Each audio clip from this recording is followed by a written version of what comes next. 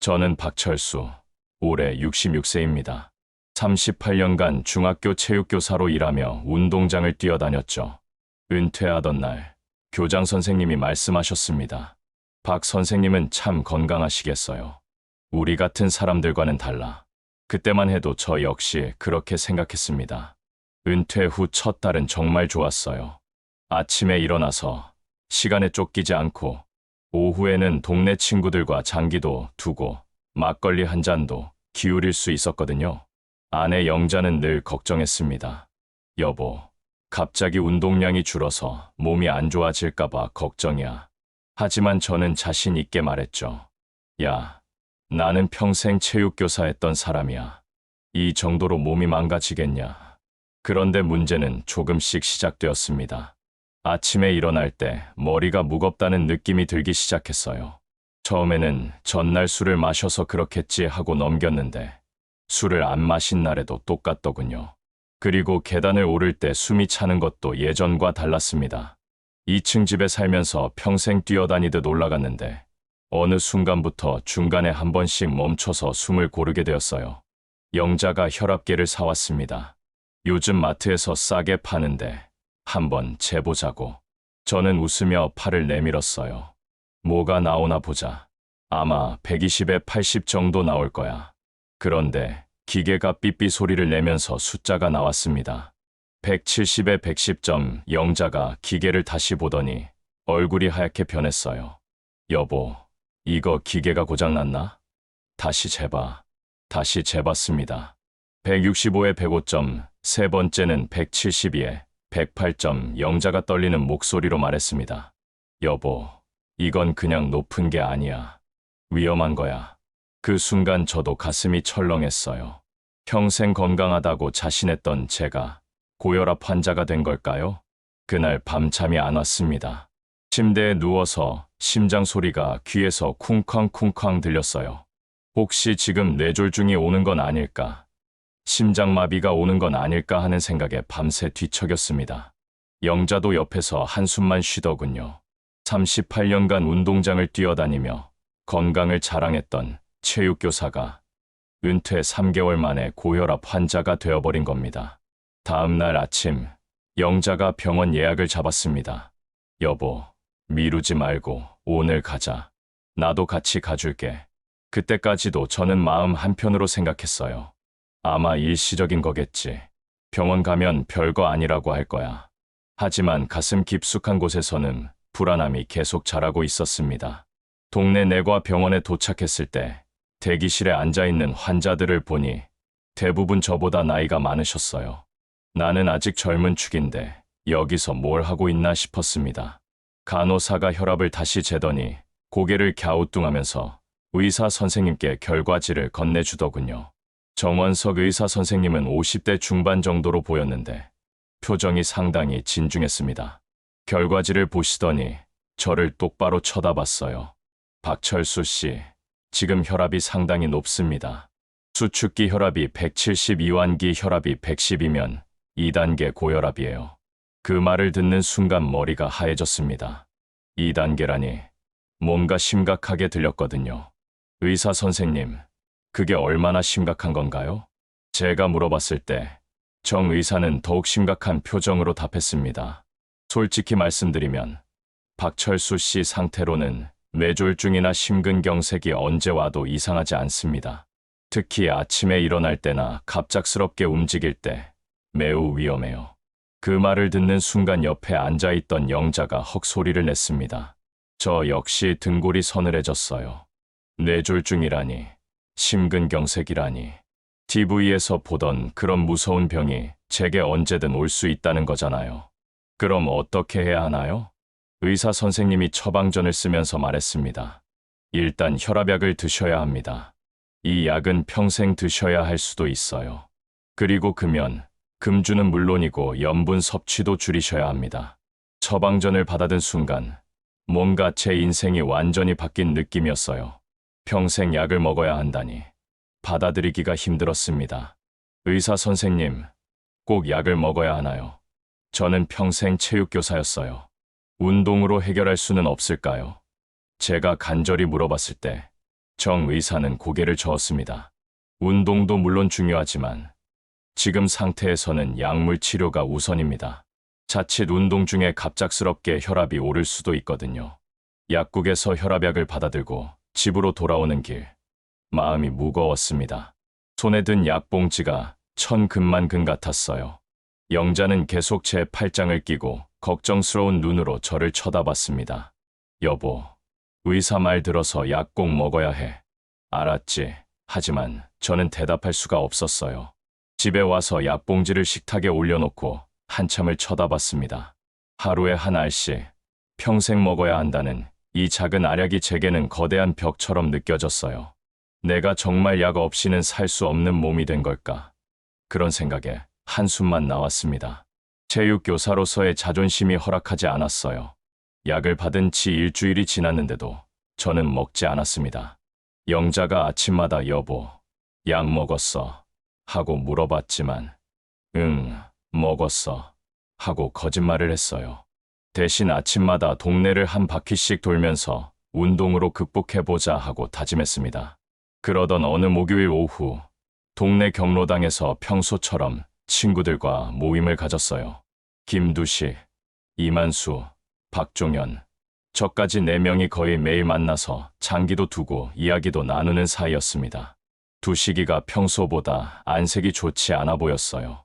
두식아, 너 얼굴이 왜 그래? 아, 요즘 머리가 자주 아프고 어지러워. 혈압이 좀 높다고 하더라고. 두식이의 말을 들으니 남의 일 같지 않았습니다. 저와 비슷한 상황이었거든요. 야, 그럼 약 먹어야지. 나도 의사가 약 먹으라고 하던데. 하지만 두식이는 손사래를 쳤어요. 아니야, 나는 약 안 먹어도 돼. 술만 좀 줄이면 괜찮을 거야. 그때 만수가 소주 한 병을 가져왔습니다. 오늘은 목요일이니까 한 잔씩 하자고. 4명이 둘러앉아서 안주를 먹으며 소주를 마시기 시작했어요. 두식이도 오늘만 특별히 하면서 잔을 받았습니다. 30분 정도 지났을 때였어요. 두식이가 갑자기 아, 머리야 하면서 머리를 움켜잡더니 그대로 쓰러졌습니다. 야, 두식아. 우리 모두 깜짝 놀라서 두식이를 흔들어 깨웠지만 반응이 없었어요. 입에서는 거품이 나오고 있었습니다. 즉시 119에 신고하고 병원으로 이송했죠. 응급실에서 의사가 말하길 뇌출혈로 쓰러진 거라고 했습니다. 혈압 관리를 제대로 안 해서 결국 이렇게 된 거라고 하더군요. 그날 밤 집에 돌아와서 잠을 이룰 수가 없었습니다. 두식이의 모습이 계속 눈앞에 아른거렸어요. 불과 몇 시간 전까지 함께 웃으면서 이야기하던 친구가 갑자기 쓰러져서 의식을 잃었다니. 영자가 걱정스러운 표정으로 물어봤습니다. 여보, 두식이가 어떻게 됐대? 뇌출혈이래. 혈압을 관리 안 해서 그렇게 된 거라고 하네. 영자의 얼굴이 창백해졌어요. 여보, 그럼 당신도 더 이상 말을 잇지 못하더군요. 저 역시 마음이 무거웠습니다. 두식이와 제 상황이 너무 비슷했거든요. 혈압이 높은데도 약을 먹지 않고 괜찮을 거라고 자신하고 있었으니까요. 다음 날 병원에 두식이를 문병 갔을 때 아직 의식이 돌아오지 않았습니다. 두식이 부인이 울면서 말하더군요. 평생 건강하다고 자신하면서 약 하나 안 먹었어요. 이렇게 될 줄 알았으면. 그 말을 듣는 순간 가슴이 철렁했습니다. 바로 제 이야기였거든요. 병원에서 나오는 길, 영자가 제 손을 꽉 잡더군요. 여보, 두식이처럼 되면 안 돼. 제발 약 먹어. 그때까지도 저는 대답하지 못했어요. 머리로는 알겠는데 마음으로는 받아들이기 힘들었습니다. 하지만 두식이의 모습을 보니 더 이상 무작정 버틸 수만은 없을 것 같았어요. 두식이 사건 이후로 집 안 분위기가 무거워졌습니다. 영자는 아침 저녁으로 제게 약을 먹으라고 잔소리했고 저는 점점 짜증이 났어요. 아침에 일어나자마자 여보, 약 먹었어. 저녁 먹고 나서도 여보, 약 챙겨 먹어야 해. 하루 종일 약 이야기만 하니까 스트레스가 이만저만이 아니었습니다. 야, 나도 알고 있어. 그렇게 계속 말하지 마. 어느 날 아침 저는 결국 영자에게 화를 냈어요. 나는 평생 약 안 먹고도 건강하게 살았던 사람이야. 갑자기 약에 의존하라니. 그게 말이 돼. 영자도 목소리를 높였습니다. 여보, 지금이 언제인데 그런 고집을 부려. 두식이 봤잖아. 그렇게 되고 싶어?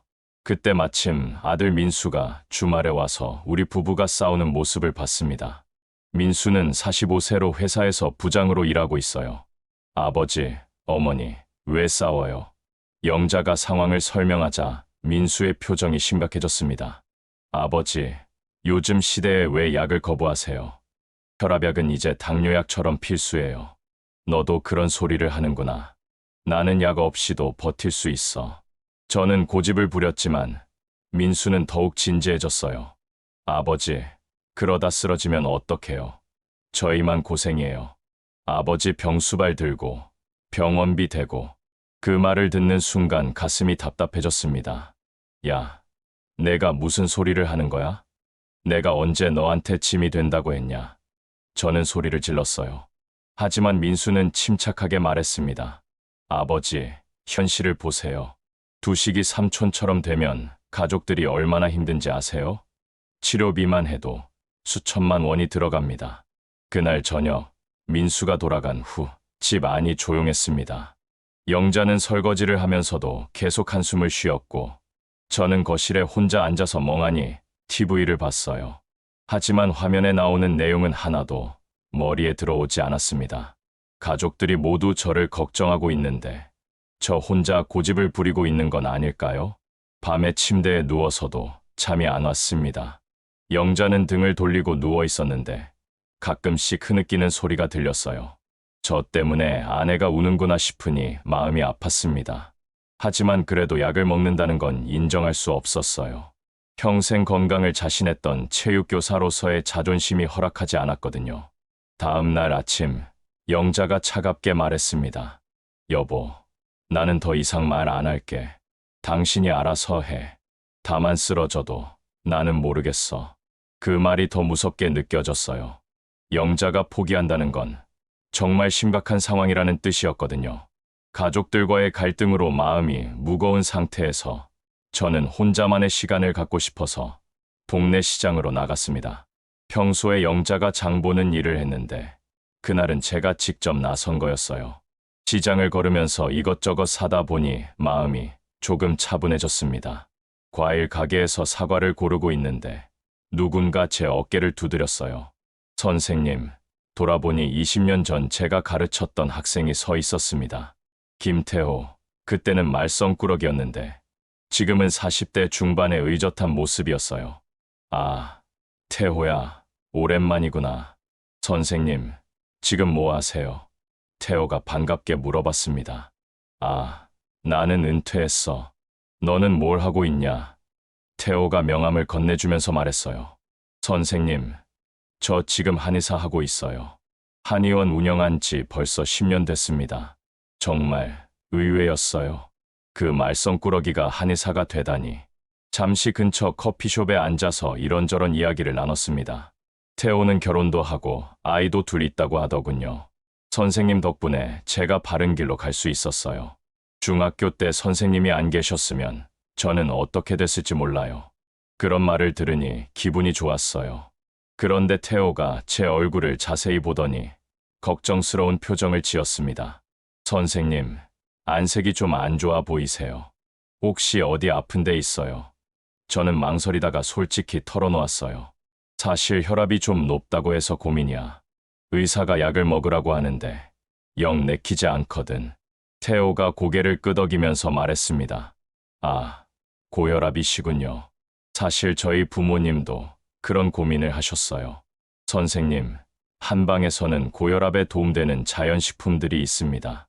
물론 약을 완전히 대체할 수는 없지만 함께 병행하면 큰 효과를 볼 수 있어요. 정말이냐?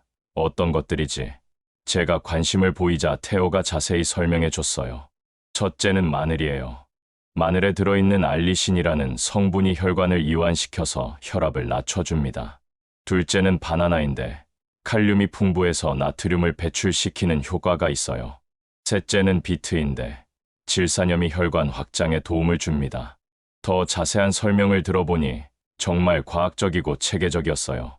다만 선생님, 이런 식품들은 보조적인 역할이고 기본적으로는 의사 선생님과 상의해서 치료를 받으시는 게 좋습니다.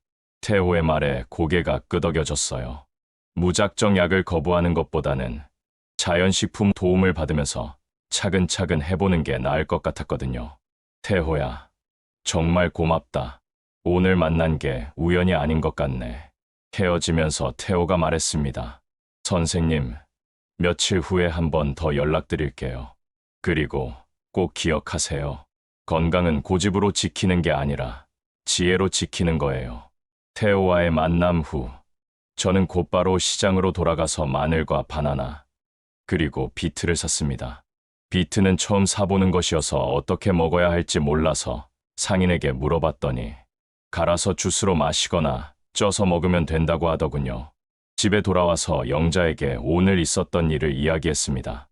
여보, 태호라고 기억나? 우리 반의 말썽꾸러기였던 애 말이야. 영자가 기억해냈어요. 아, 맞다. 그 아이가 어떻게 됐는데 태호가 한의사가 되었다는 이야기와 함께 자연식품에 대한 설명을 해줬습니다. 영자의 표정이 조금씩 밝아졌어요. 여보, 그럼 그것부터 해볼까? 약은 나중에 생각해보고. 저는 고개를 끄덕였습니다. 완전히 약을 거부하는 것보다는 일단 자연식품으로 시작해보는 게 나을 것 같았거든요.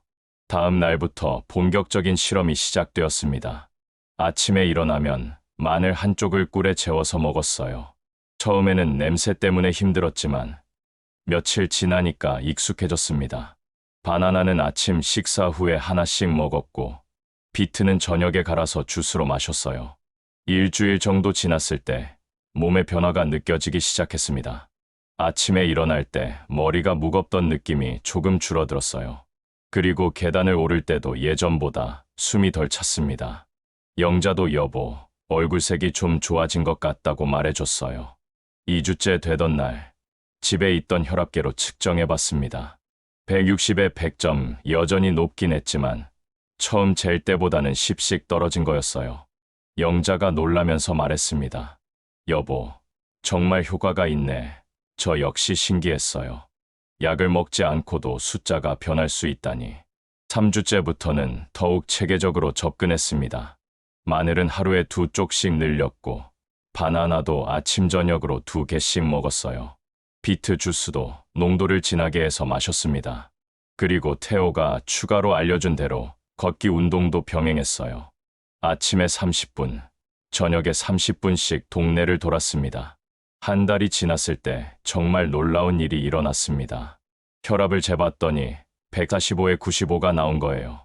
20 이상 떨어진 겁니다. 몸도 훨씬 가벼워졌고 잠도 잘 오게 되었어요. 영자가 기뻐하면서 말했습니다. 여보, 이제 병원 가서 의사 선생님께 보여드려봐. 태호에게도 연락해서 결과를 알려줬습니다. 선생님, 정말 대단하세요. 꾸준히 하신 결과네요. 하지만 아직 정상 범위는 아니니까 계속 관리하셔야 해요. 태호의 말에 저도 동감했습니다. 아직 갈 길이 멀긴 했지만 희망이 보이기 시작했어요. 그런데 가장 큰 변화는 마음가짐이었습니다. 처음에는 약을 먹지 않겠다는 고집으로 시작했는데 이제는 내 건강을 내가 책임지겠다는 적극적인 마음으로 바뀐 거예요.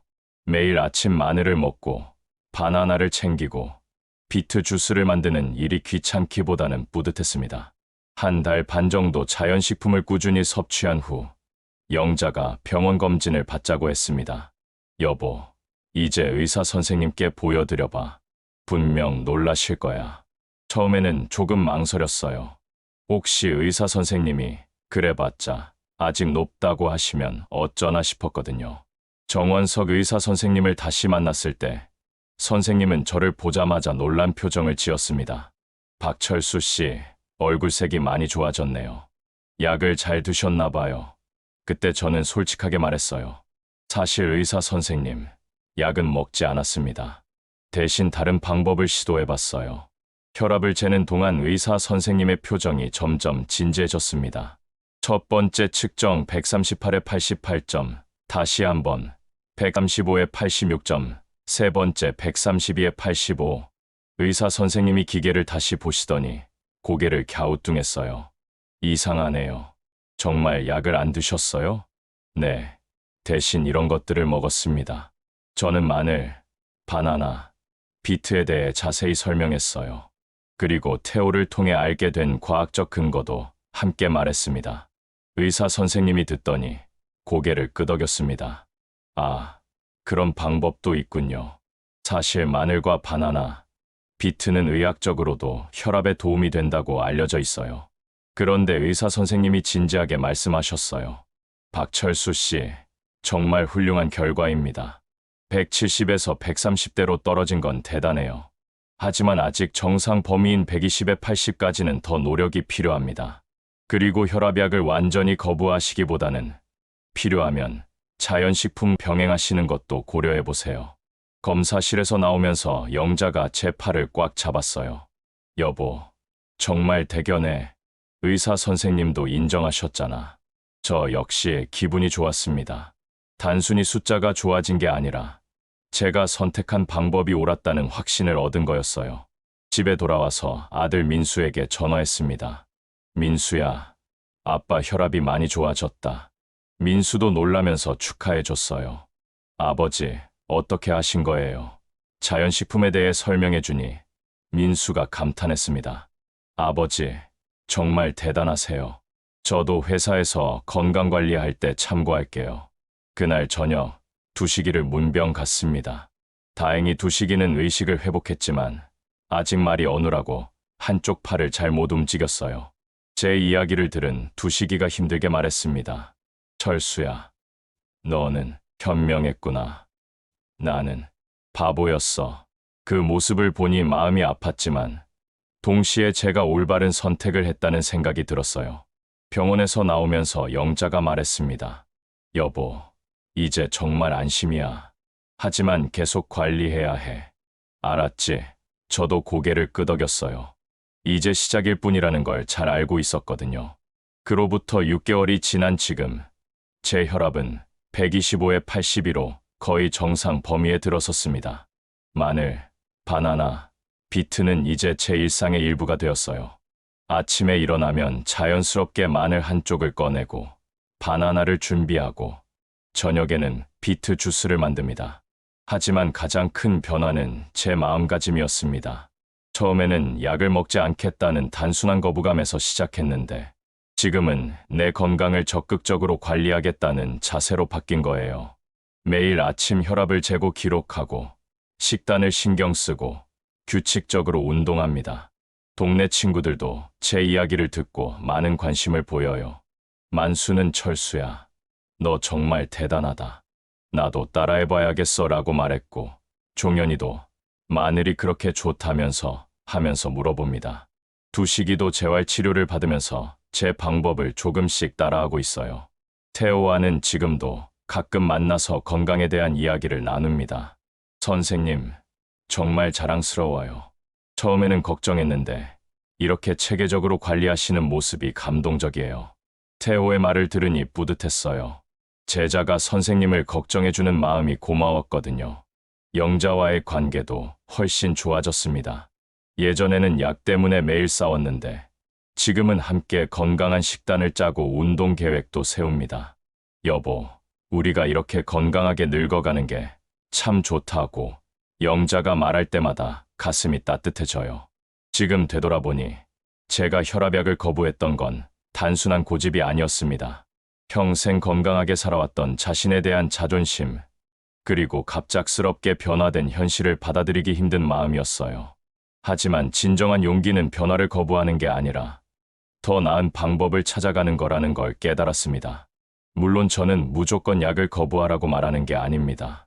의사 선생님의 진단과 처방은 매우 중요해요. 다만 약물 치료와 함께 자연스러운 방법도 병행할 수 있다는 걸 알려드리고 싶었어요. 마늘의 알리신, 바나나의 칼륨, 비트의 질산염, 이런 성분들이 실제로 혈압 관리에 도움이 된다는 건 과학적으로도 입증된 사실이거든요. 지금도 저는 정기적으로 병원 검진을 받습니다. 정원석 의사 선생님도 제 사례를 다른 환자들에게 소개할 때가 있어요. 생활습관 개선과 자연식품 섭취로 이런 좋은 결과를 낸 분도 있습니다. 라고 말이죠. 제가 여러분께 꼭 말씀드리고 싶은 건 이겁니다. 건강은 고집으로 지키는 게 아니라 지혜로 지키는 것입니다. 내 몸에 대한 책임은 결국 제가 져야 하지만 혼자만의 고집으로는 안 돼요. 가족의 걱정도 들어보고 전문가의 조언도 받아들이면서 그 안에서 최선의 방법을 찾아가야 합니다. 마늘, 바나나, 비트, 이 세 가지 자연식품이 저에게는 기적 같은 변화를 가져다 줬어요. 하지만 더 중요한 건 이런 식품들을 찾아서 꾸준히 실천할 수 있게 해준 마음의 변화였습니다. 거부에서 수용으로, 고집에서 지혜로, 혼자만의 투쟁에서 가족과 함께하는 건강관리로 바뀐 게 진짜 성공의 비결이었어요. 지금 이 이야기를 듣고 계신 분들 중에서도 저와 비슷한 고민을 하고 계신 분들이 있을 겁니다. 혈압이 높다고 진단받았지만 약 먹기가 꺼려지시는 분, 가족들과 갈등을 겪고 계신 분, 어떻게 해야 할지 막막하신 분들 말이에요. 제 경험이 정답은 아니지만 하나의 참고 사례가 될 수 있을 거예요. 무엇보다 포기하지 말고 꾸준히 노력하시길 바랍니다. 그리고 혼자만의 고집보다는 주변 사람들의 도움을 받으면서 현명하게 건강을 지켜나가시길 바라겠습니다.